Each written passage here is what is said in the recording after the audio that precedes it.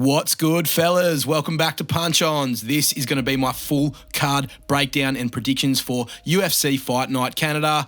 De Ridder versus Allen going down this Sunday with an early start here in Australia. Big stacked card with some decent scraps on it and a lot of homegrown Canadian talent. The vid's long and full of good reads. I'll get straight into things. Don't forget to like it, subscribe to the channel. We're getting things moving here and every little bit helps. Multis and Wheel of Doom at the end. Punch-Ons official predictions starting now. All right, here we go with the first fight of the night. It is Melissa Crowden versus Tainara Lisboa. Look, Lisboa's okay. She did beat Jessica Rose Clark. Whatever happened to her? Very surprised she's not back in the UFC after the 4 wins in a row that she's had and looking the way that she does. Anyway, I digress. Lisboa's strength is in her Muay Thai striking, so keep that in mind.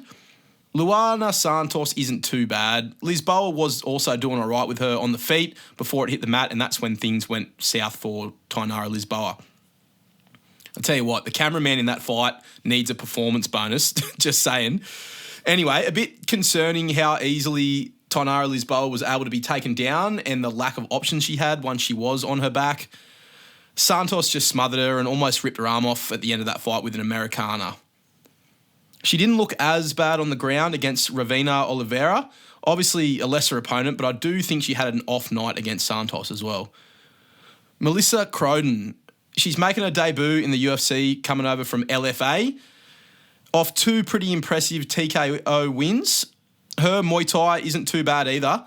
She had some really nasty striking on show in her LFA fights, nasty knees in the Thai clinch, and can pour it on her opponent when she senses a finish. So it's a tough pick, this one. I don't mind either of these ladies. I don't know a whole lot about either. I'll go with the home crowd advantage for Melissa Crowden. It'll be good to see these two match up. I hope we get some solid Thai striking exchanges and one of these ladies gets put out. It could go to the judges' scorecards, but I'm going to take a risk on Melissa Crowden to get this one done as an underdog by TKO in the first fight of the night. The last couple of chicks on debut in the UFC have been pretty decent prospects. We saw Michelle Montague get the dub in Perth, and then Bia Mesquita looked unreal and had a huge performance last week. So I'm going with the hungrier prospect in Melissa Crowden to get this one done. Likely a decision, but I don't know. I'm kind of feeling a TKO and a big performance from Melissa Crowden here. So yeah, Melissa Crowden by TKO is the pick. Moving up the card to the next one, it is Azamat Bakoyev versus Yusri Belgarui. So, Yusri Belgarui is also making his long-awaited UFC debut here. He's a veteran glory kickboxer whose resume reads in a fairly interesting way. He got a win over Alex Pereira by decision, but Alex got him back twice after that, and both by TKO. Yusri, he also lost twice to Izzy, both by decision, 1 split, 1 unanimous. Those opponents, combined with a long kickboxing career, it's great experience for Yusri. He's since gone on, though, to have a quite tumultuous MMA career with a mixed bag at UAE Warriors, an unsuccessful effort on the Contender Series where he got pieced up by Marco Tullio.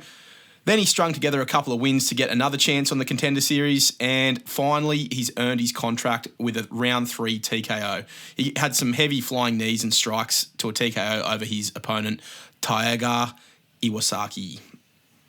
Yusri, he's a huge unit, 6'5" and 79 inches reach.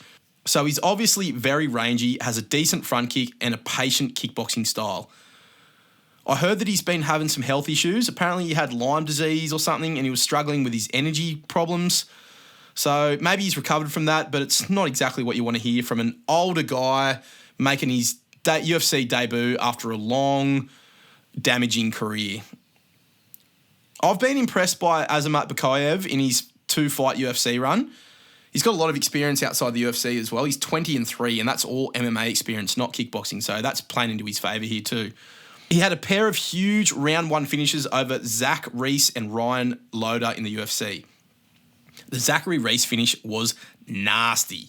I think that's the one where he slept him and then the ref body slammed Reese's unconscious corpse into the octagon floor. Pretty disgusting how Azamat Bakoyev got done with Ryan Loder as well. He just marauded into Loder, walked him down, got into the pocket nice and tight, backed Loder up to the cage side and just sat in the pocket there, piecing him up, throwing tight, powerful shots, dodging Loder's counters, and eventually landing the overhand needed that put Loder down and finished him by TKO. I like these 2 wins for Azamat Bakoyev. Loder and Reese are both guys with a long reach, 77-inch for Reese and 76 for Loder. Bakoyev's reach is only 72 inches, so he's probably used to fighting guys who outrange him, and this is why we see him blitz forward into the pocket so he can land his tight shots, and I'm sure he will be looking to wrestle in this fight too with the big, tall tree and topple him over. Bakoyev's definitely not going to want to stand at range and have a kickboxing fight with this glory kickboxer guy. He's going to get in Usuri's face and bring the fight toward him. I don't think Usuri will like it at all. I can see Azamat Bakoyev mixing in a bit of wrestling too, or maybe even just feigning it and level changing enough so that Usuri's worried about it, then landing a big shot at some point. I think if Bakoyev gets inside Usuri's range or even gets it to the ground, he wins this one easily. And I'm going to bank on him to do that. So I'm just going to go with Azamat Bakoyev by TKO or submission. Double chance. I reckon he gets this one done. Too strong, too dangerous, and too explosive for Usuri Belgarui. Going with Bakoyev here. By finish. Next fight up the card, it is Stephanie Luciano versus Ravina Oliveira. A couple of Brazilian women's strawweights going at it. Look, at this point, Brazil is absolutely dominating women's MMA. They just need to get themselves a champion. Not sure if they will anytime soon. Maybe Natalia Silva is their best hope at the moment, or possibly if Amanda Nunes returns. But these 2 ladies are quite a long way from the belt. I'm not huge on either of these 2 as prospects, but both haven't had a lot of time to develop in the UFC yet. I don't know enough to make a confident pick here, so I'm going to use the coin flip on this one. Coin flip done me dirty last week. It's 50-50 at the moment. Probably as a coin flip should be, but I don't know. I got a good feeling we're gonna get something done with the coin this week. So heads is going to be Stephanie Luciano by decision. Tails will be Ravina Oliveira by decision. Here we go.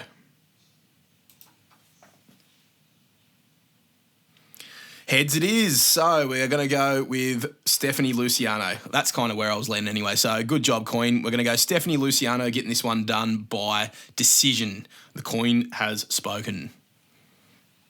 Next fight, we've got hometown man Kyle Prepolek taking on Drew Dober. Prepolek is getting a second chance in the UFC after stepping up on short notice to face Benoit Saint-Denis earlier this year. He was on a little win streak before he lost to BSD, but if you go further back into his record, you can see some unimpressive losses on there as well, including one to Austin Hubbard. He's been around for a while, Kyle Prepolek, and he's finally made it through to the UFC. But yeah, got a few pretty ugly-looking losses early in his career. Look, he got dominated by Benoit Saint-Denis on the feet and in the grappling. Eventually, BSD, mercy, submitted him with that round 2 arm triangle. Look, BSD's a dog. I don't think you can take too much away from that. It was on short notice as well, and I think BSD was training to fight Yoel Alvarez or something. So he was obviously putting in a hard training camp because he had a tough opponent. So can't really read too much into that. Kyle Prepolek, the one positive for him from that fight is that he showed a pretty decent chin.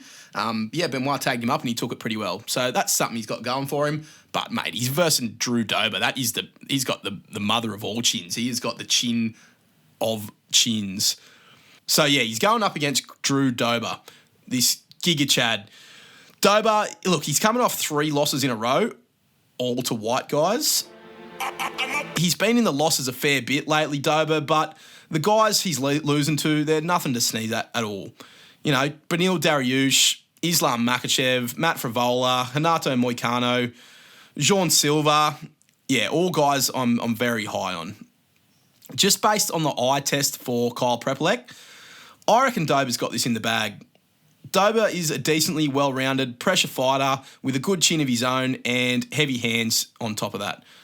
I think we've seen enough from Prepolek to say that his chin and toughness are there, so I reckon this one will go the distance. I can see these boys putting on a bit of a show for the crowd, having somewhat of a lowish output, a clip farming style of stand-up fight. Prepelec might keep it pretty even, maybe steal around. Dober's definitely not the most skilled striker in the world, and I think he's past his prime in the UFC. Maybe at some point, Dober could decide to take it to the ground, and I reckon he'd have the advantage there as well. You'd be mad to not try and grapple with Kyle Prepelec after how he performed against Benoit Saint-Denis. But, people forget, man. BSD is no slouch on the ground at all. He just took Mauricio Rufy down and submitted him. Anyway, I reckon this fight goes the distance and Dober gets it done. So 30-27 or possibly loses one round closely. I don't think we're in for a war here, but I do reckon we'll see Dober get back into the win column at long last. So, yeah, I'm going to go with the big dog, big bear, the lion of Drew Dober. He's going to get it done by decision over Kyle Prepelec. Moving up the card, we have Danny Barlow versus DeJordan Santos. Left hand to God, Danny Barlow is returning after getting knocked out by our boy Sam Patterson and losing his O. He's taken on DeJordan Santos, a guy who came through the Contender Series only to lose to Ozzy Diaz. Enough said right there. Not to mention that Ozzy Diaz fought most of that fight with a detached retina. Not great signs there for DeJordan Santos. You can't fault Danny Barlow too badly for losing to Sam Patterson. That guy's a nasty finisher and a great fighter on the rise, and a big favourite of the channel. Barlow will have a big reach and height advantage here, and I just see him being the cleaner, more accurate fighter, better defence, faster, heavier hands. Yeah, I think Danny Barlow gets back in the win column in a big way here. I reckon he'll put a clinic on the ploddy, flat-footed, pillow-handed DeJordan Santos. So one of my locks of the week is going to be Danny Barlow. Not that many really confident picks on this card, to be honest, so I'll take this as one of my most confident ones. Got a pretty good feeling Barlow's going to get this one done. I reckon he gets it done by TKO or decision. Don't think he's much of a grappling guy. So, yeah, I'm going to go double chance, Danny Barlow, TKO or decision, and we're putting a lock on this one. Go get that money, boys. All right, the next fight. I'm pretty keen for this one. This is Bruno Silva versus Hyun Sung Park. So Bruno, the Bulldog Silva, he's been in there with a lot of guys. He's a seasoned UFC veteran at flyweight, explosive, powerful, and always dangerous early. But lately, things have been pretty rough for the Bulldog. He's coming off back-to-back knockouts to Manel Kape and Joshua Van, who are both good guys, and I don't think those knockouts were flukes. Manel Kape lit him up, bit of a dick kick combo to finish, but it was a very dominant win for Manel Kape. And then Joshua Van absolutely melted him. Silva still carries big power for the division, but the chin and the reactions just don't look the same to me anymore. I think he's a bit washed, and the flyweight division is not the place you want to be as an aging, slower fighter whose chin is becoming more and more suspect every fight. Hyun Sung Park came into the UFC unbeaten, 9-0, and got thrown straight into the deep end against Tatsuro Taira in a main event on short notice. Tatsuro Taira, one of the best prospects in that division, yeah, and it was on short notice. So not the best step up there, not the best timing of the career of Hyun Sung Park, but respect to him for taking the fight. Look, it showed that he wasn't quite ready for Taira. He got dropped hard by Taira in round one, which is not the best look considering Taira is not exactly known for having dynamite in his hands, but he is a very skilled and fast guy. Tatsuro Taira completely dominated him on the ground and finished him with that brutal face crank in round two. Hyun Sung Park didn't really look out of his depth skill-wise, but he did look like a guy who wasn't quite ready for that top level yet. Can't fault him for that. It was his second fight in the UFC. I think Park's a decent prospect. He's pretty clean on the feet. He moves well and he can mix in grappling when he needs to. He just needs experience, actual cage time against mid-tier guys like, in my opinion, Bruno Silva. This will be a good test for him. Can he handle a veteran with real knockout power without freezing up again? Stylistically, I think Park's speed and composure will get him through this. Bruno's too hittable, and at this stage, if you can touch his chin, you can probably put him away. Park just needs to stay disciplined and not stand in the pocket too long, I reckon. If Silva's going to win, it'll be in the first 5 minutes.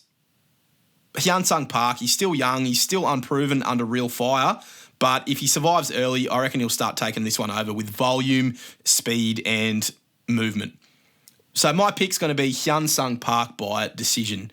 Wouldn't shock me if he finishes it late, but I'll bank on him playing it safe, staying on the outside and outscoring the ageing Bulldog.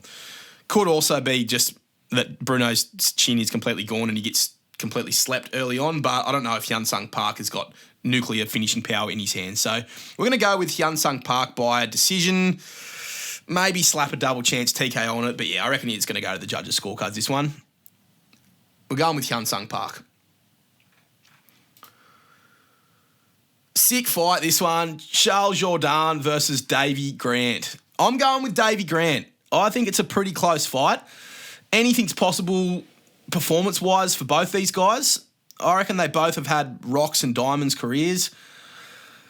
I just reckon Davy Grant's the tougher, more durable fighter who commands the octagon a bit better than Charles Jourdain.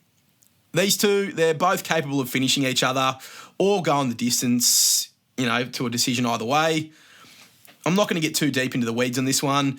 Davy Grant has the intangibles advantage, I reckon. Despite Jourdain getting the home crowd advantage here. Look, to be honest, I am fence-sitting this fight a little bit. I like both guys. I don't really have a strong urge toward either direction in terms of who I want to win or how I think the fight's going to play out. Davy Grant is a bit higher on my mental schema of things in that division. Not by much, but I think he gets this one done maybe 6 times out of 10. I'll go with a late rounds TKO or decision win for dangerous Davy Grant. Maybe he loses a round or gets dropped or gets into a scary moment with a submission, and I reckon he'll come back after that to TKO Charles Jourdain in the later rounds. I wouldn't completely count out a rear naked choke or something else for Davy. He submitted Rafael Asuncao, and he actually won a lot by submission in his early career. Some of the guys that Charles Jourdain has lost to include Julian Arosa, Shane Burgos, Nathaniel Wood, Sean Woodson, and Jean Silva. I think Davy Grant belongs in that list of names. Maybe not, with Jean Silva, but you know what I mean. The rest of them, they all kind of seem like guys around about that Davy Grant level, and I reckon we'll be adding Davy Grant to the list of guys who has beaten Charles Jourdain. I don't think Charles Jourdain is all that. I'll go with Davy Grant to get this one done. If I had to pick the outcome, even though I reckon anything could happen, if I had to pick it, I'd go with the TKO. So I'll probably just be using the money line in this fight. Davy Grant on the nose. I think he'll win this one. Righto. Up to the main card now. We have got a big main card here. The first fight is Kyle Nelson versus Steamroller Matt Frivola. Look, Kyle Nelson's okay. I believe he's moving from featherweight up to lightweight here, so that could be a factor in this fight. I think he's okay. He's a poor man's Guram Kututaladze. Not really, just looks like him. He's been in some decent scraps, and he usually does pretty well in Canada. Matt Frivola, he's lost to some really decent guys in his career. He's lost to Arman Saryukian, Terence McChinney, Benoit Saint-Denis, and also Faraz Ziam. All top guys, maybe not McChinney. The downside of Frivola here is who has he beaten, really? Like way back in the day, Jalen Turner is probably his best win. Maybe Drew Dober. Definitely not Otman Azaita or Gennaro Valdez, that's for sure. Frivola has had a bit of a shit career, to be honest. A lot of cancelled fights. He's got heavy hands and he's got a decently well-rounded skill set. He does rely a lot on his physicality and his explosivity, that ginger strength. Frivola has been and does get knocked out, though. So does Kyle Nelson have the power and the precision to put Matt Frivola out? I'm not sure. Does Kyle Nelson have the ability to avoid Frivola's damage enough early on before he gasses or does something stupid? Maybe. A lot of Matt Frivola fights end in a finish. Despite a couple of decisions and a bit of a decision-y style for Kyle Nelson, most of his fights have actually ended by finish as well. I do reckon we're going to get a finish here. I'm going to go with the ginger strength and the explosiveness advantage of Matt Frivola if he shows up in decent shape. We haven't seen him for a while. I reckon he bounces back and gets this one done. I'll say he finds a shot late in round 1 or mid-round 2. Something explosive and nasty, like a knee up the middle or a head kick, or maybe some like brutal 12 to 6 elbows and ground and pound. I reckon Kyle Nelson's blood will be spilled and Favola will get the TKO win. I could see any outcome happening in this fight as well, though. I'm not all that confident in the, it all depends on the shape that Favola will show up in. If we get to the weigh-ins and Matt Favola looks like shit, well, I could maybe change my pick here. But we're going to go with Matt Favola bouncing back and getting a win by TKO in the later rounds. Next fight, Cody Gibson versus Aoriqileng. Fuck, it's pretty funny listening to all these different YouTubers and the commentators and like Chael Sonnen try to pronounce some of these fighter names. Guys like Aoriqileng and Mahashate and Charlie and Nerdy and Becker. Oh, man, I love listening to the commentators struggle with names on the mic. Joe Rogan, he's had a few classics. Umar Nurmagomedov, everybody. That was pure gold. So Cody Gibson versus Aoriqileng. Aoriqileng got beat by Raul Rosas Jr. about a year ago, and we haven't seen him since. He had a no contest before that. He's lost to another guy called Cody in Cody Durden, so that could be a big problem here for Aoriqileng. I'm pretty sure Cody Gibson's a guy who was a high school maths teacher or something. I don't know. So, he might outsmart Aoriqileng here. Yeah, look, I don't really rate either of these guys. Cody Gibson, I reckon he'll probably win by decision, or maybe Aoriqileng. Fuck, I'm sick of saying it too. I reckon maybe it's either Cody Gibson decision or an Aoriqileng finish. I'm going to go with Cody Gibson by decision in front of his home crowd. We'll go with decision 29-28 with some hairy moments. Maybe Aoriqileng gets him in a tight submission or something, but Cody survives it and then wins the later round. So, yeah, I'm going to go with Cody Gibson by unanimous decision. Let's keep rolling to this women's flyweight bout. It is a sick matchup. It is Manon Fiorot versus Jasmine Jasdavicius. It's a tough one to pick, this one, I reckon. Jasmine Jasdavicius is on a hot run at women's flyweight. She's got some big career-building momentum built by wins over Jessica Andrade, Mayra Bueno Silva, and a few more decent opponents. She did lose to Natalia Silva, but that's not too bad of a loss. But then there's also the Tracy Cortez fight. That was a fucking war at UFC Noche. Those ladies went hard that night. That was a great third round and a great fight, to be honest. You could give that fight to Jasmine Jasdavicius as well. I think the oohs and ahs of the crowd and the more clean-looking striking of Tracy Cortez got her over the line, but I don't think Jasmine Jasdavicius was too far away from winning that fight. And if she had won that, she would be on a very, very long win streak in the UFC. One thing I learned watching that fight is Jasmine is a dog. And you see that in all of her fights. She'll be another one who's hard to beat in front of the home crowd. But Manon Fiorot is a big, strong, tough opponent for Jasmine. Maybe the hardest she's fought. Jessica Andrade and Mayra Bueno Silva have been known to have a stinky performance here and there. And after that, it's all lower-level opponents like Ariane Lipski, Fatima Klein, Priscilla Cachoeira, Miranda Maverick. Yeah, so this will definitely be Jasmine's biggest fight. Fiorot, she's fought some of the best. She's beaten Rose Namajunas, Erin Blanchfield, and just couldn't get past the great Valentina Shevchenko in her title shot. She got her nose busted up and out-grappled by Valentina in that fight. Can't take too much away from Fiorot there. Valentina is elite and she's one of the best women's fighters of all time.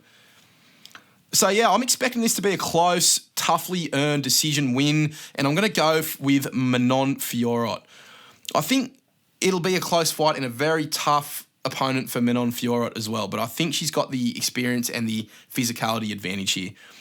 She's likely to drop around to the dogged and determined Jasmine Jasdavicius, but I think inevitably Fiorot will outclass her and use a bit of that physicality and technique to keep Jasmine Jasdavicius at bay. So going with Fiorot, too big, too strong, too experienced. I reckon she takes this one by unanimous decision. Up next at bantamweight, we've got Marlon Chito Vera versus Ayman Ariel Hawani Zahabi. Chito, look, he's not experiencing the greatest phase of his lengthy UFC career.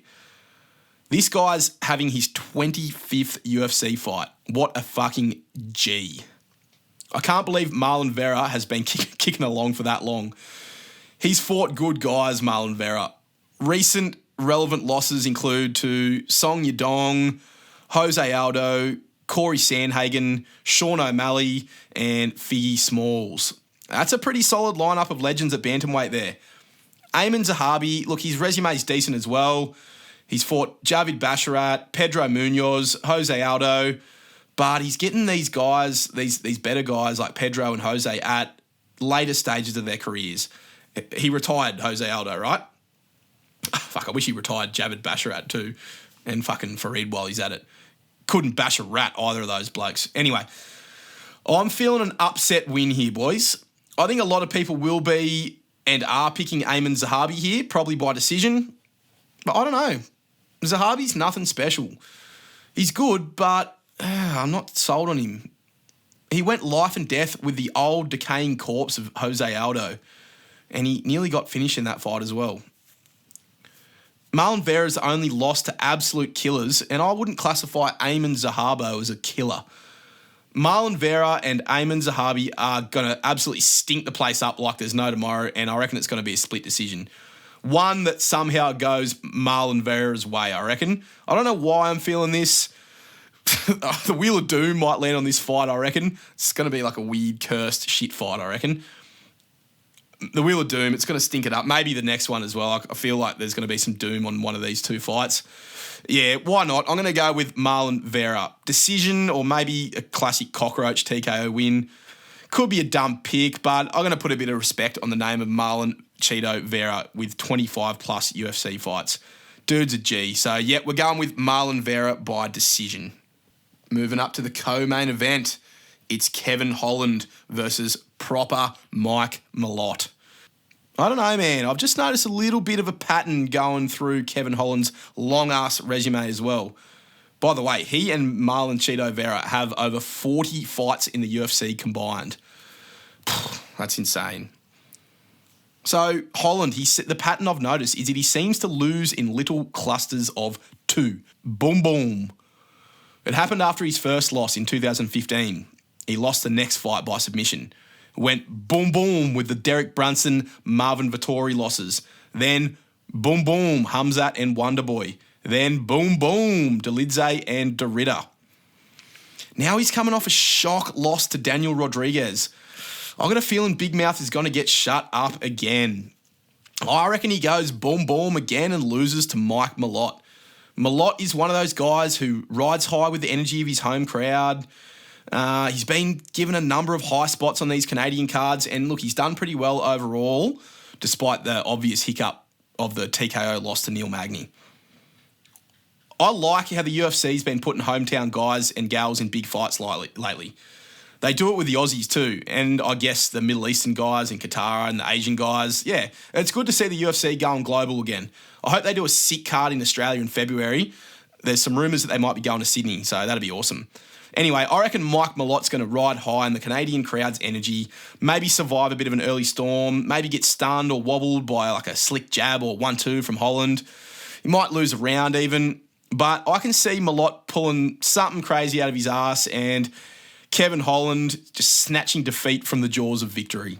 Honestly, this is a really rough card to predict, in my opinion. There's heaps of fluky 50-50 fights, and I don't know how I'm going to do this week. It might be a tough prediction week this week, but we'll see how we go. I'm hearing a lot of talk about, Neil Magny beat Mike Malott and Kevin Holland's better than Neil Magny. Is he, though? I disagree. Kevin Holland's okay, but I'd honestly probably pick Neil Magny to out-hustle him. Kevin Holland is generally a lazy, fluky kind of fighter who spends more time talking shit to his opponents than actually trying to finish them. He creates his own built-in excuses for losing when he fights. Always has a yap to tell us why he lost, and I'm over it. It's bullshit artist, low fight IQ, inconsistent, gutless, fluky flukester Kevin Holland versus a young, up-and-coming, fan favourite, well-rounded, hometown kid in a big feature spot in the co-main event. Malott has had his humbling. I think he wins this in a big way. Maybe not in the most impressive fashion. I could see Mike Malott finishing Kevin Holland, maybe by submission, but I'm going to go with a decision win for Mike Malott. Fuck it. Why not? I want to see the K-Nut crowd lose their shit, and I think Mike Malott is going to have a massive moment here. The Canadians have had a few cards where all their guys lost recently. I've picked against a fair few of them here as well, but I reckon their main guy, Mike Malott, will bring it home and send the crowd wild. Risky pick, though. Look, Kevin Holland, it's very hard to predict a Kevin Holland fight. It all depends on how he shows up and what mood he's in. Holland might end up being too crafty, too versatile, or maybe too dangerous for Mike Malott. Look, I'm not totally sold on the skills of Mike Malott or his resume. He's really beaten nobody in the UFC, and the one time he got to step up against a decent guy, Neil Magny, he folded. He was doing well in that fight in rounds 1 and 2, though. Look, there is the thought that Kevin Holland is a similar fighter to Neil Magny, but I reckon proper Mike Malott's going to have learned a lot from that lesson, and he'll pass this test against a Kevin Holland who's approaching washed status. So, yeah, I'm going to go with Malott by 45-70 decision. All right, and finally we have arrived at the banger alert, the main event of the evening. Woof. Here we go, boys. The big one. The GOAT, Rainy DeRitter, RDR, is going up against Brendan Allen. Look, I'm not going to lie, I'm pretty dirty that Fluffy Hernandez pulled out of this fight. I was really looking forward to that fight. Fucking sick matchup that would have been. Would have been like, an unstoppable force versus an immovable object matchup. This is still a good fight. I reckon we've got a poor man's version of that matchup here. Brendan Allen, he's a dog, but he's facing the dog, RDR. Fucking love this absolute unit of a man. One of my favourite fighters at the moment.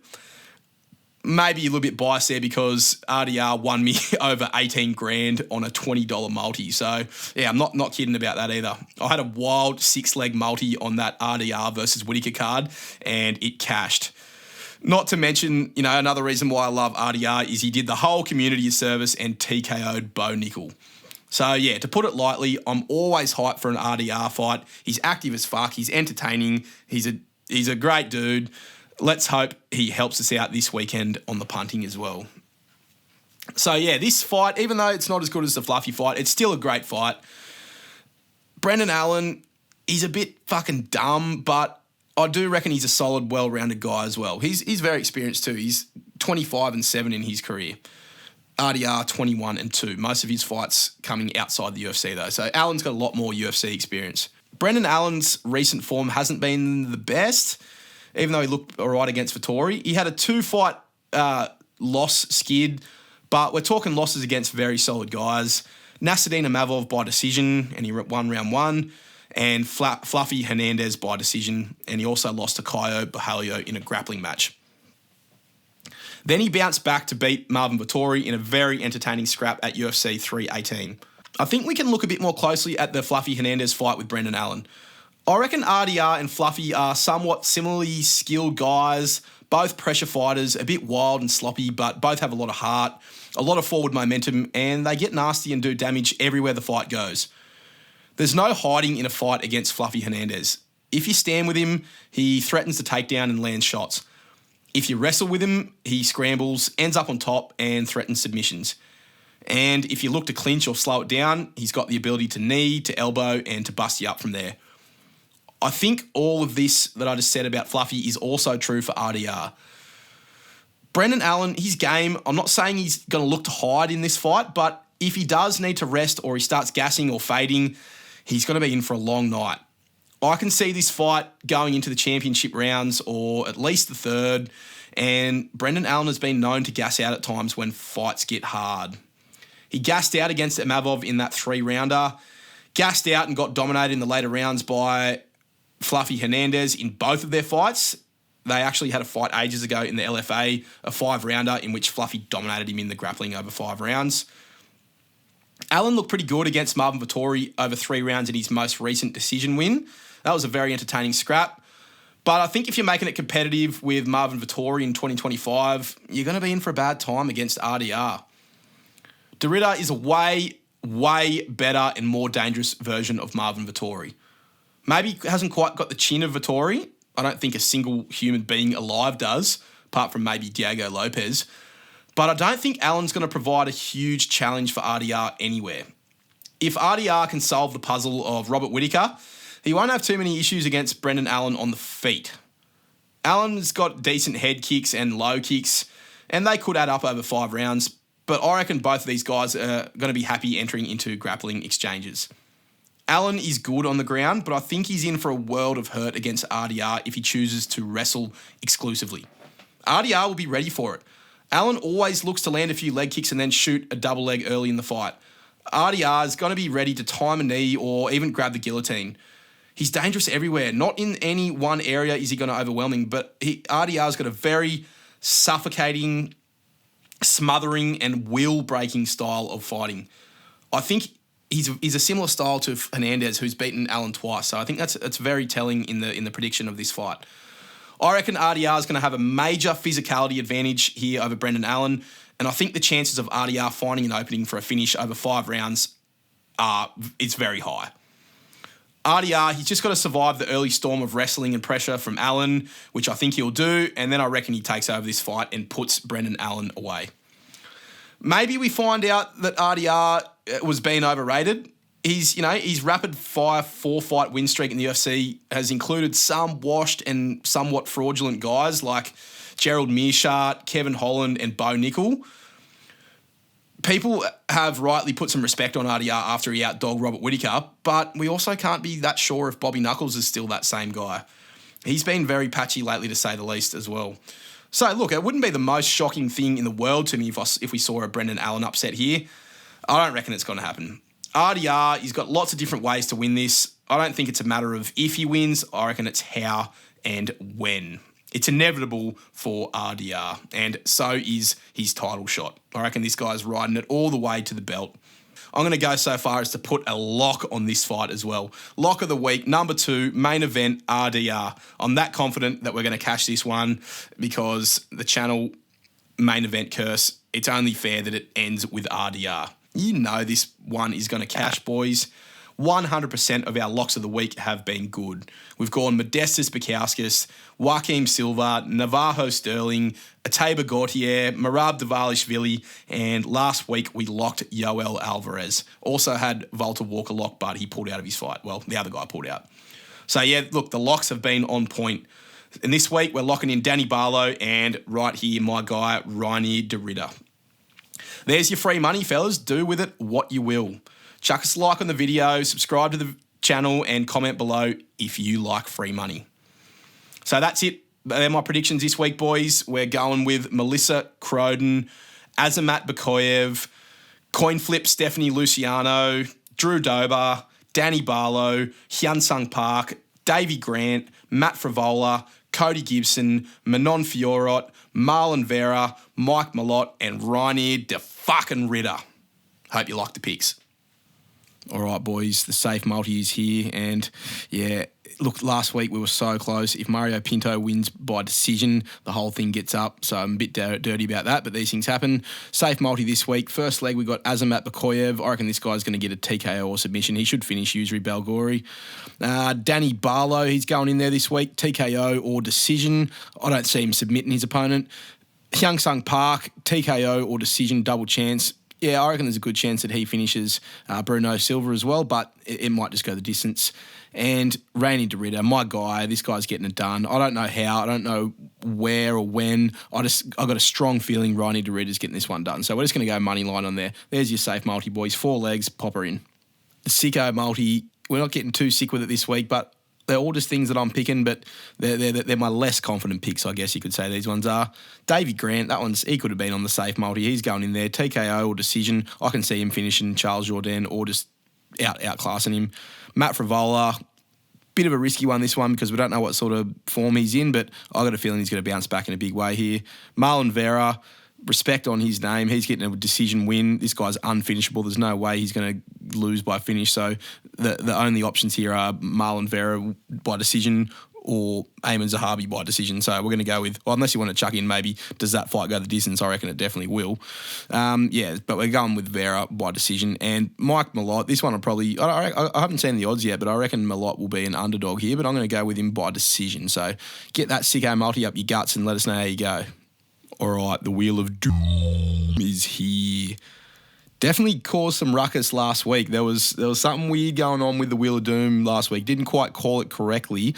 It called a nasty finish for Joel Alvarez over Vicente Luque, but that fight felt completely cursed. That was such a weird and shit fight, and it had the Wheel of Doom's fingerprints all over it.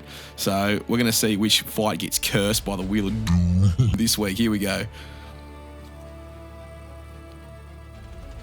I'm sorry in advance for whichever fighter cops this, because this thing's nasty. Spinning KO. Here we go. Who's getting a spinning knockout here? Oof. I've already think I've got it. It's not any of these boys. I'm feeling Matt Frivola. Going straight for Matt Frivola here. I reckon the spinning KO is coming. I said there's going to be somewhat of a dynamic finish in this fight, and I think there's a lot of fights that are going to go decision in this fight. If you think about it, like I've picked decision, finish, decision, maybe, or finish, maybe decision, maybe decision. I reckon this one's going to end in a finish. This one will be a decision. This one will be a decision. This one should be a decision. Probably a decision and possibly a decision. Alan's been the distance a few times. I can't see this one going to a decision. This fight, unless Cole Nelson just out wrestles him or something, but nah, I reckon someone's blood's getting spilled in this one. And yeah, I'm going to go with a nasty Wheel of Doom spinning KO for Matt Frivola. Let's see what happens this week. That'll do it, fellas. That's the picks for this week. Hope you enjoyed the video. Try not to keep them too long, so I better stop yapping and shut the fuck up. But yeah, make sure you like the vid, subscribe at Punch-On's MMA on Instagram, and let's see how the picks go this week. Go watch me Yuri video. Go watch me Charles Oliveira video I made the other day, and yeah, let's punch on.